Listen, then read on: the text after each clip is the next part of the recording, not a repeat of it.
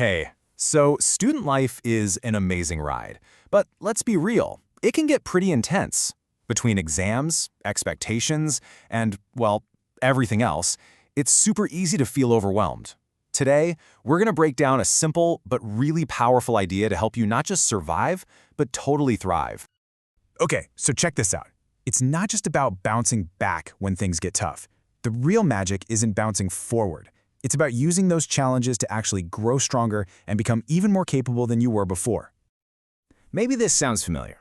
You studied like crazy, you thought you totally had it, and then the grade comes back. And it's just a gut punch. It happens to the best of us.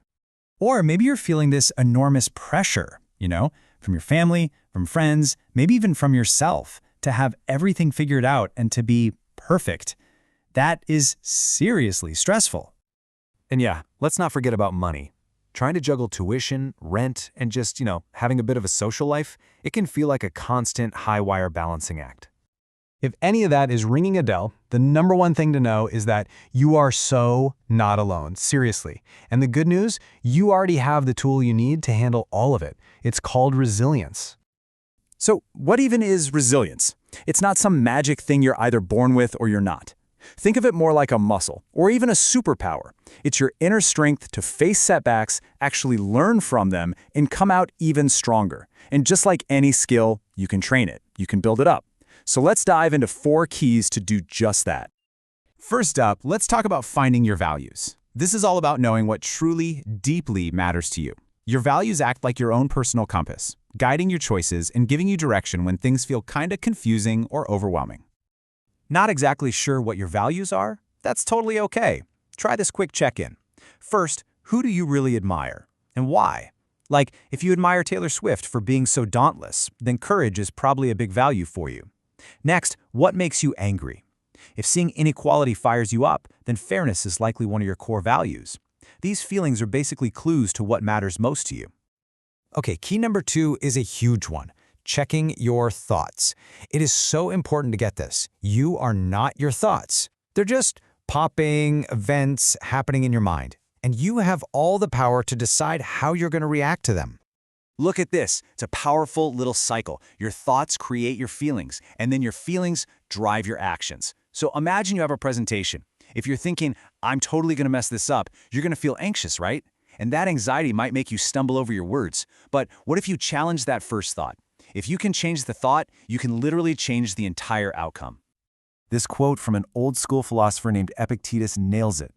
Nothing and nobody can make you feel a certain way without your mind's permission. When we just notice our thoughts, without automatically believing them, we can break that cycle and choose a way better response. All right, let's move on to our 3rd key, which builds right on top of that last one, taking back control. This is all about shifting your energy away from the things you can't change and instead pouring it into the things you actually can. This is called the circles of control. That outer circle, that's stuff you can't change, like your professor's grading policy. The middle is what you can influence, like, say, asking a classmate for help. But your real power is right there in the center, your circle of control. You control how much you study. If you go to office hours, your own attitude. Focus all your energy there. That is your sweet spot. So how do you actually build that feeling of control and confidence? Start small. This simple 3-step plan is perfect. Just take on one tiny challenge that pushes you a little bit. By doing that, you get a new experience and you learn that, hey, you're more capable than you thought. Every single small win builds momentum. And finally, our 4th key, and this is a big one. You don't have to do any of this stuff alone. Building your network is absolutely essential. Having the right people around you can make all the difference in the world. The ancient philosopher Aristotle actually broke friendships down into 3 types. You've got utility friendships based on mutual benefit. Think of your awesome, reliable study buddy. Then there are pleasure friendships, all about having fun together, like your gym or gaming partner. And then you have virtue friendships based on deep mutual respect, the friend who just gets you.